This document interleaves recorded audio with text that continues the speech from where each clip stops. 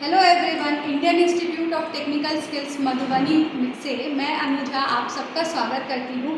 आज हम टॉपिक जो डिस्कस करने वाले हैं वो है टीचिंग एप्टीट्यूड। जैसा कि लास्ट क्लास में हम लोगों ने ऑलरेडी देखा है कि अब जो लाइब्रेरी साइंस की वैकेंसी आने वाली है वो थ्रू STT होगी। ये ओवरऑल हम लोगों को अब बहुत ज़्यादा क्लियर हो रहा है। और जब STT की बात आती है तो आप जानते हैं कि ये 2 पेपर्स होते हैं। पहला पेपर 100 मार्क्स का जो कि आपके लाइब्रेरी साइंस से जुड़ा हुआ होगा, और दूसरा जो जनरल पेपर है उसमें बहुत कुछ आता है, जैसे कि GS हो गया, GK हो गया, मैथ्स हो गया, रीजनिंग हो गई, और एक जो बहुत इंपॉर्टेंट टॉपिक है वो है टीचिंग एप्टीट्यूड। टीचिंग एप्टीट्यूड से लगभग 30 नंबर का क्वेश्चन हम लोग एक्सपेक्ट करते हैं।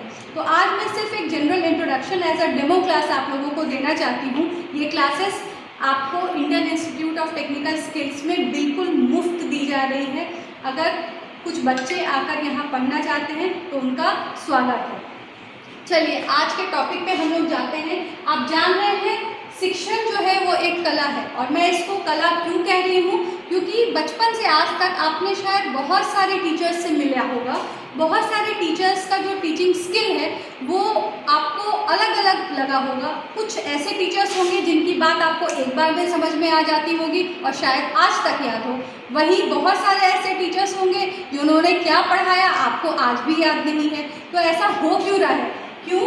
हर एक शिक्षक का उसका अपना कला, आर्ट जो है वो उसको अलग बनाता है। इसीलिए शिक्षण एक कला है। Teaching is an art. Online की दुनिया में आज आप देख रहे होंगे बहुत सारे शिक्षक अलग अलग तरीके से, कुछ गा के, कुछ नाच के, कुछ वीडियो के माध्यम से, कोई AV के माध्यम से आपको अलग अलग तरीके से अपने कंटेंट को याद कराने की कोशिश करते हैं, और राइटली सो, क्योंकि ये लिबर्टी तो हमें सिर्फ आर्ट ही दे सकता है। अब आते हैं दूसरे टॉपिक पे जो कि है स्कूल एक्टिविटी, क्योंकि जहाँ शिक्षा की बात होगी वहाँ शुरुआत तो स्कूल से ही होगी। और जब हम स्कूल और उसके एक्टिविटी की बात करते हैं तो इसको हम 2 हिस्सों में बांट सकते हैं।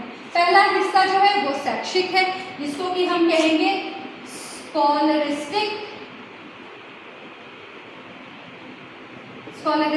और एक हो गया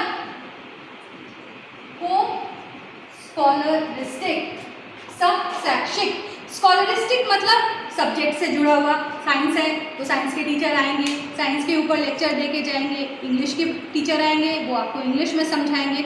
लेकिन स्कूल क्या केवल 7-8 विषयों का ज्ञान है? बिल्कुल भी नहीं। आप जानते हैं स्कूल में आप बहुत कुछ सीखते हैं, साथ में रहना, टीम अप करना, अपने गुस्से को कंट्रोल करना, साथ में खेलना, साथ में नाचना, साथ में गाना, और भी बहुत कुछ जो आपको शायद अपने स्कूल डेज में याद होगा। तो ये जो दोनों एक्टिविटी है वो जो है ये एक लर्निंग है। और ये लर्निंग कैसे है? इसको हम कहते हैं 360 डिग्री लर्निंग।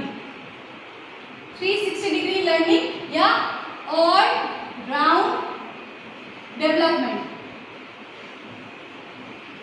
तो स्कॉलरिस्टिक एंड को स्कॉलरिस्टिक, शैक्षिक और सह-शैक्षिक मिल के बनता है ऑल राउंड डेवलपमेंट, जो कि स्कूल में होता है। और ये पूरा जो लर्निंग प्रोसेस है बच्चों, इसको हम कहते हैं पैडागॉगी।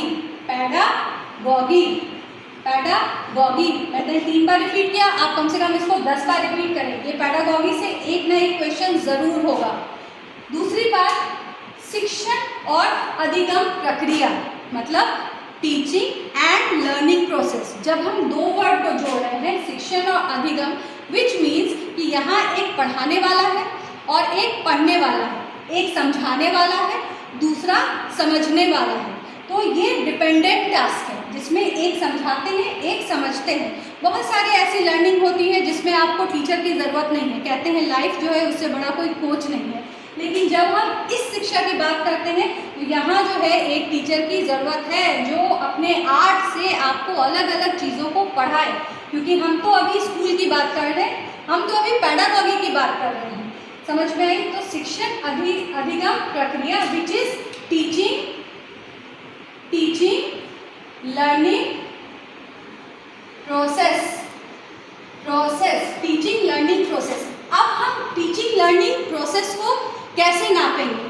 तो इसको जो नापते हैं वो हम छात्र के बिहेवियर से नापते हैं। ये बहुत इंपॉर्टेंट है कि शिक्षक ने पढ़ा लिया, स्टूडेंट ने सुन भी तो ये हम तभी पता कर सकते हैं जब स्टूडेंट के बिहेवियर में चेंज आए, जब उसके स्वभाव में चेंज आए। तो इसीलिए बहुत इंपॉर्टेंट हो जाता है, जो पोर्शन हमें स्कूल में कभी पसंद नहीं था वो है एग्जामिनेशन। तो एग्जामिनेशन जो होता है उसको हम कहते हैं मूल्यांकन, या इसको हम इवैल्यूएशन कहते हैं। इवैल्यूएशन के दो तरीके हैं, एक हमारा ट्रेडिशनल तरीका था जिसको हम कहते हैं मापन। मापन मतलब मेजरमेंट, और दूसरा है आकलन, जिसको हम कहते हैं बताइए, जिसको हम कहते हैं इवैल्यूएशन एंड असेसमेंट।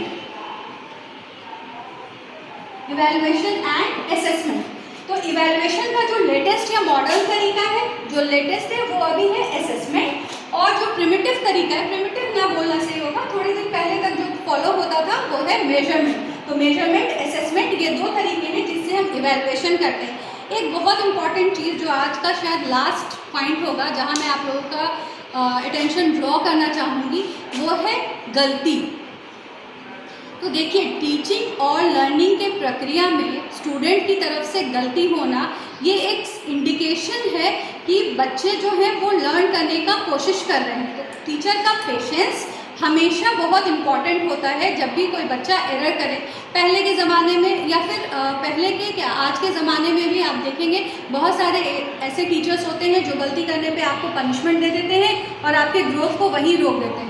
आप जब बड़े हों, आप जब शिक्षक बने, तो आप ये बात ज़रूर याद रखें कि बच्चे का ग्रोथ या मोटिवेशन या उसके क्वेश्चन पूछने की एबिलिटी इस डर से कि कुछ एरर होगा और गलती होगा और उसका जो फीडबैक प्रोसेस है वो पनिशमेंट है,